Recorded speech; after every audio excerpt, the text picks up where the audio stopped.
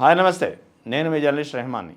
తమిళనాడులో TVK party విజయం సాధించిన తర్వాత టీవీకే పార్టీ అధినేత విజయ్ తమిళనాడు ముఖ్యమంత్రిగా ప్రమాణ స్వీకారం చేసిన తర్వాత ఎక్కడైనా ఏదైనా పొరుగు రాష్ట్రంలో ఏదైనా ఒక కదలిక వచ్చింది, పొరుగు రాష్ట్రంలో ఏదైనా రాజకీయ పార్టీకి సంబంధించినటువంటి వ్యవహారంలో అంతర్గతంగా ఒక మూమెంట్ ప్రారంభమైంది, ఒక విమర్శ ప్రారంభమైంది అంటే అది ఆంధ్రప్రదేశ్కు సంబంధించిన జనసేనలో అని ఖచ్చితంగా చెప్పాల్సి ఉంటుంది. ఎందుకంటే టీవీకే పార్టీ విజయం తర్వాత ఇక్కడ ఆంధ్రప్రదేశ్లో జనసేన సోషల్ మీడియా మాధ్యమాల్లో జనసేన వైఖరిపై కానీ సైన్య సేనాని పవన్ కళ్యాణ్ వైఖరిపై కానీ పెద్ద ఎత్తున విమర్శలు, వ్యతిరేకత, అసంతృప్తి లేదా పోల్చి చూసే ధోరణి, విజయ్తో పోల్చి చూడడం అనేది పెరిగిపోయింది.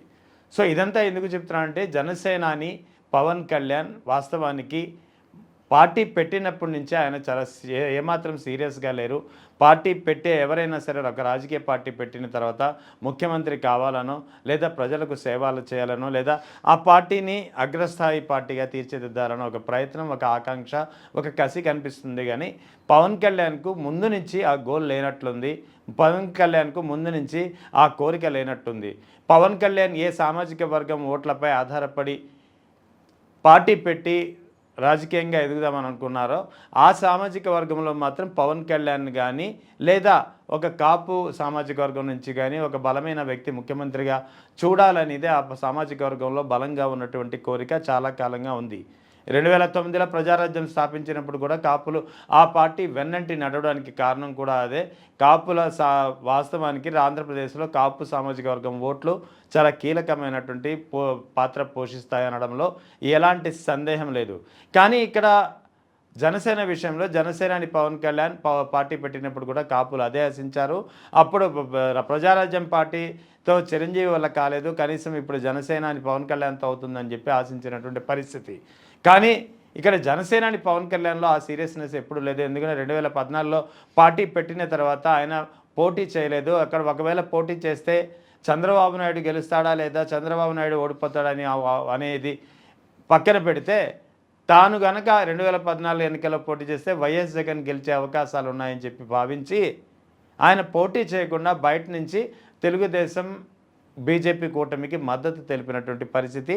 అంతేకాకుండా పార్టీ పెట్టడానికి ముందే పార్టీ ఆవిర్భావం తర్వాత నేరుగా వెళ్ళి చంద్రబాబును కలిసి చర్చించినటువంటి విషయాలు ఇప్పటికీ అందరికీ తెలిసినవే.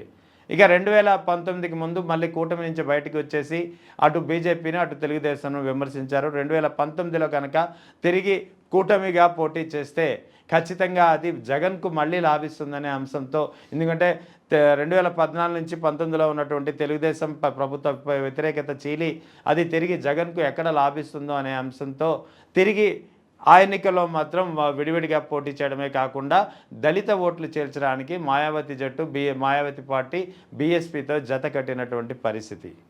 సో ఇక 2024 ఎన్నికల్లో తిరిగి కూటమితో జతకట్టి కూటమి విజయానికి కారణమైనటువంటి పరిస్థితి. సో ఓవరాల్గా ప్రతిసారి ఆయన ఈ 3 ఎన్నికలు అంటే జనసేన పార్టీ ఆవిర్భవించిన తర్వాత రాష్ట్రంలో ఏర్పడినటువంటి 3 ఎన్నికలు, ఒకటి 2014, రెండవది 2019, మూడవది 2024. ఈ 3 ఎన్నికల్లో కూడా ఆయన ప్రతిసారి వైఎస్ జగన్నే టార్గెట్ చేశారు, ప్రతిసారి కాంగ్రెస్ పార్టీని టార్గెట్ చేశారు, ప్రతిసారి చంద్రబాబు నాయుడుకు మేలు చేకూర్చే ప్రయత్నమే చేశారు, ప్రతిసారి తెలుగుదేశం పార్టీ విజయానికి ఆయన కృషి చేశారు. అందుకే సోషల్ మీడియా మాధ్యమాల్లో కానీ అందరి నోట ఒకటే వినిపిస్తుంది, పవన్ కళ్యాణ్ అసలు పార్టీ పెట్టిందే చంద్రబాబు కోసం, పవన్ కళ్యాణ్ పార్టీ పెట్టిందే తెలుగుదేశంని గెలిపించడానికి, పవన్ కళ్యాణ్ పార్టీ పెట్టిందే చంద్రబాబు నాయుడు ముఖ్యమంత్రి చేయడానికి అని చెప్పి ఇన్నాళ్ళు వినిపిస్తున్నటువంటి ఏ మాట అయితే ఉందో అది ఇటీవల పవన్ కళ్యాణ్ చేస్తున్నటువంటి వ్యాఖ్యల ద్వారా మరోసారి క్లియర్గా అర్థమవుతున్నటువంటి పరిస్థితి. మరో 15 ఏళ్ళు తనకంత అనుభవం లేదు, తాను అసమర్థుడిని, మరో 15 ఏళ్ళు చంద్రబాబు ముఖ్యమంత్రిగా కావాలని పదే కోరడమే కాకుండా అందుకు తగ్గ త్యాగాలకు మీరు సిద్ధంగా ఉండాలి, నేను చెప్పింది వింటే పార్టీలో ఉండండి లేకపోతే లేదు అనేది జన సైనికుడు జనసేనాని పవన్ కళ్యాణ్ తేల్చి చెప్తుంటే ఇక జనసేన పార్టీకి సొంతంగా గోల్ ఉందని ఎవరు చెప్పగలరు, ఎవరు అర్థం చేసుకుంటారు? అందుకే పవన్ కళ్యాణ్ వాస్తవానికి జనసేన పార్టీ ఆవిర్భావం చేసినప్పటి నుంచి ఆయనకు స్పష్టమైన ఒక గోల్ అనేది లేదు, స్పష్టమైన దిశానిర్దేశం లేదు. ఒక ముఖ్యమంత్రి కావాలనే ఆకాంక్ష కానీ, పార్టీని పెద్ద పార్టీగా తీర్చిదిద్దాలని కోరిక కానీ లేదు. అందుకే జనసేన పార్టీ ఇవాళకి రూట్ స్థాయిలో బూత్ లెవెల్లో ఎక్కడ బలపడని పరిస్థితి.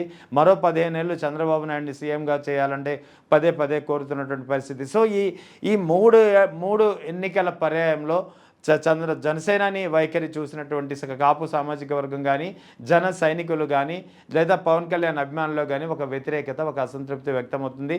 కొందరైతే బాహాటంగానే విమర్శిస్తున్నారు, బాహాటంగానే మండిపడుతున్నారు.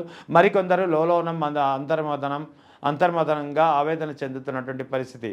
సో ఓవరాల్గా ఇప్పుడు దీనికి తోడు తాజాగా తమిళనాడుకు సంబంధించినటువంటి ఫలితాలు, తమిళనాడు ఎన్నికల్లో టీవీకే పార్టీ విజయ్ ఎవరైతే సేమ్ సినీ రంగం నుంచి పార్టీ స్థాపించి కేవలం 2 ఏళ్ల వ్యవధిలోనే అధికారంలోకి వచ్చిన పరిస్థితి చూస్తుంటే ఖచ్చితంగా ఇక్కడ జన సైనికులపై ఒక ఒత్తిడి పెరుగుతుంది, ఒక మీమ్స్ అనేది వైరల్ అవుతున్నాయి.